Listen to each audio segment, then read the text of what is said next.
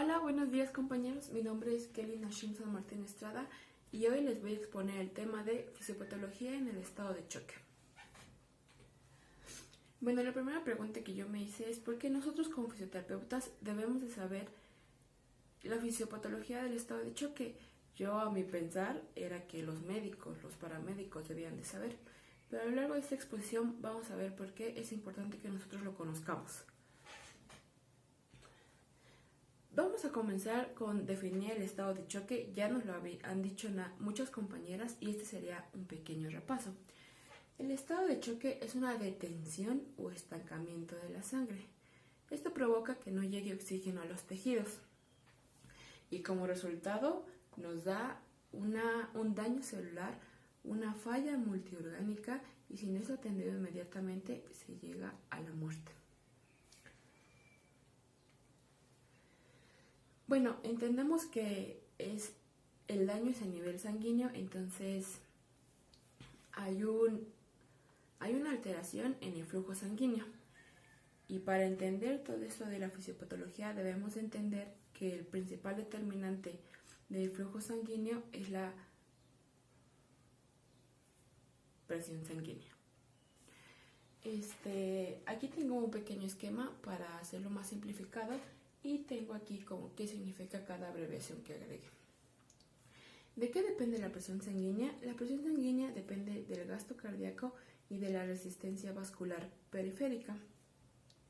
La resistencia vascular periférica es como un pequeño tope, un pequeño paro que tienen los vasos sanguíneos con respecto al flujo sanguíneo.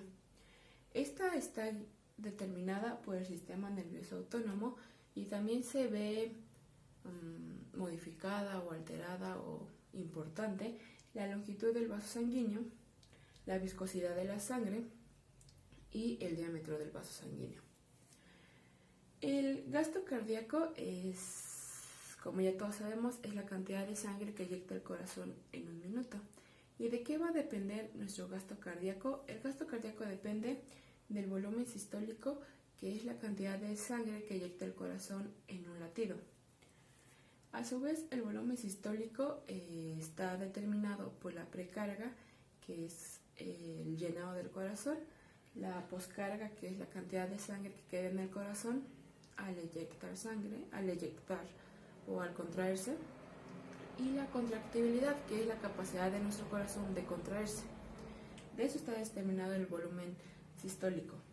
Y la frecuencia cardíaca, ya todos sabemos qué es la frecuencia cardíaca, y esta está regida por el sistema nervioso autónomo. Es muy importante que recordemos esta pequeña situación porque si alguno se ve alterado, es como sabremos la fisiopatología del estado de choque. Muy bien. Yo encontré la división del estado de choque en tres importantes, que a su vez se dividen o se subdividen. El primero es el estado de choque hipovolémico, lo entenderemos desde su nombre. Hipo, poco, volumen, mico, sangre. Entonces sería poco volumen en la sangre.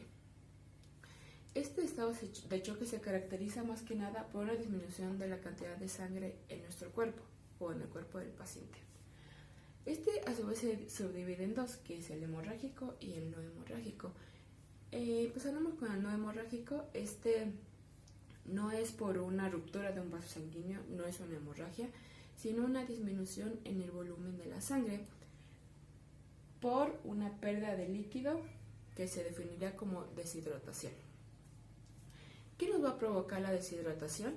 Nos va a provocar una disminución del volumen sanguíneo, o sea, nuestra sangre está compuesta por agua, entonces si hay una deshidratación, el volumen sanguíneo se ve disminuido y obviamente una caída de la presión arterial o sanguínea, que acuérdense que es todo lo que nos lleva. Jimena, ¿nos puedes recordar de qué está compuesta la presión sanguínea, por favor? Les dije que era importante que lo recordáramos. Y por ende no nos va a llegar sangre a los tejidos, ya que el volumen de la sangre está disminuido. la sangre a los tejidos no es suficiente. Eso nos va a provocar en un estado de shock no hemorrágico. En un estado de choque hemorrágico es básicamente una ruptura de un vaso sanguíneo, principalmente una arteria. ¿Qué nos va a provocar esto? Una disminución de la precarga, que como ya nos recordó Jimena, es el llenado del corazón. Una disminución del volumen sistólico, que es la cantidad de sangre que eyecta el corazón en un latido. Y obviamente, ya subiendo por escalas, una disminución del gasto cardíaco.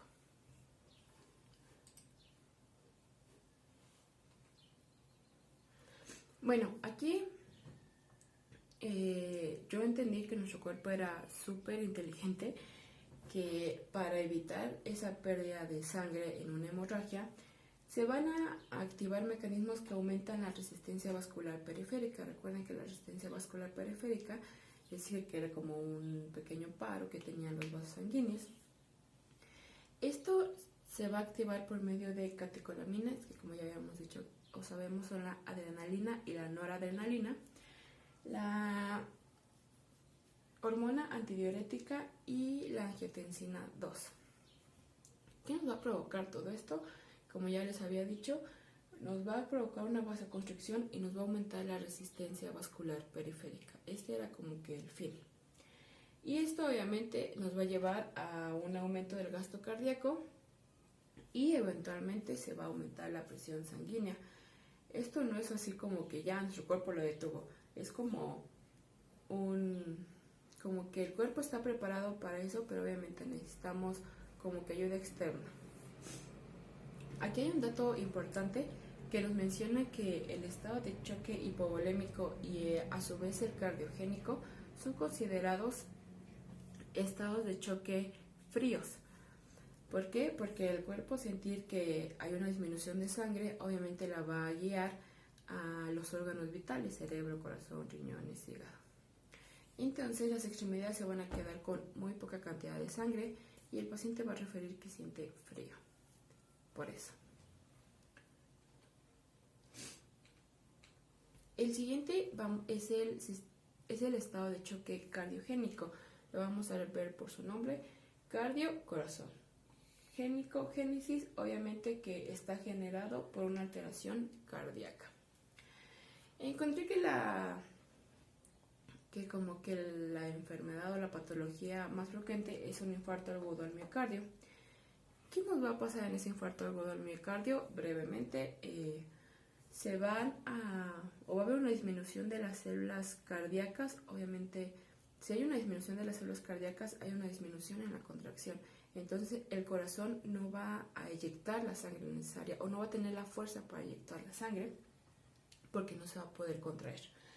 ¿Qué nos va a provocar esto? Como les dije que esa tableta era importante, recuerden, una disminución de la precarga, una disminución a su vez del volumen sistólico y una disminución del gasto cardíaco. Todo esto nos va a llevar a una disminución de la presión arterial. Este es solamente un pequeño ejemplo del infarto agudo al miocardio. Hay muchos más ejemplos. Bueno. Seguimos con el estado de choque distributivo. Este no lo encontré por su nombre, pero nos explicaba que era una vasodilatación excesiva. Si tu vaso sanguíneo estaba así, la vasodilatación lo va a hacer muchísimo más grande. Esto nos va a llevar a una pérdida o una caída de la resistencia periférica. O sea, ya no va a estar este pequeño paro que teníamos. Obviamente, nos va a caer el gasto cardíaco y la presión arterial, que ya vimos todo el daño que hace. Y va a haber una alteración en la distribución de la sangre de los tejidos. Entonces, si a tu hígado le llegaba cierta cantidad de sangre, le puede llegar más o le puede llegar menos, porque no se ve bien distribuida la sangre. Encontré que uno de los más importantes de este tipo es el séptico, que es más que nada por la llegada de alguna bacteria o un virus a los vasos sanguíneos. Aquí se va a activar el sistema complemento. Daniela Vergara, ¿me puedes recordar brevemente qué es el sistema complemento? Muy bien. También va a ser la llegada de histamina, que es un vasodilatador, y se van a activar las células inmunes que ayudan a crear citoquinas. Aquí va a haber una vasodilatación provocada por la llegada de todo esto, de todos estos inflamatorios, se podría decir. Y obviamente va a estar vasodilatado, pero va a haber un pequeño estancamiento ahí. Es distributivo porque lo que entendí es que se puede dar en varias regiones.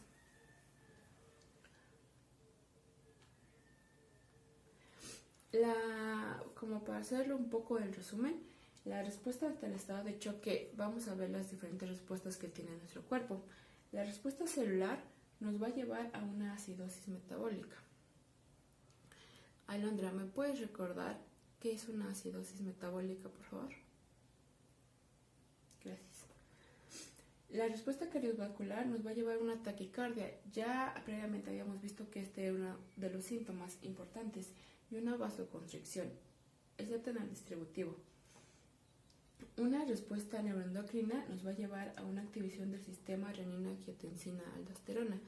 María Andrea, ¿me puedes decir cuál es la función del sistema renina-angiotensina-aldosterona, por favor? Muy bien. Y aumento y activación del cortisol. En una respuesta pulmonar nos va a dar una alcalosis respiratoria. Recuerden que si hay una acidosis metabólica va a haber una alcalosis respiratoria. Y en cuanto a una respuesta renal, va a haber oliguria, que es disminución de la orina. Y bueno, por último, como actividad, voy a elegir a 3 de ustedes. Daniela Rodríguez, me vas a contestar la primera pregunta, que es: cuando ves a una persona en estado de choque, imagínate en esa situación. ¿Qué es lo primero que debes saber de esa situación? ¿Ok? El 2, que sería: ahora, ¿me puedes mencionar las diferencias del estado de choque hemorrágico y el no hemorrágico, por favor? Y el siguiente es: David, ¿me puedes completar esta pequeña oración y el por qué? Dice: él es considerado junto con él un estado de choque frío. ¿Y por qué es considerado un estado de choque frío?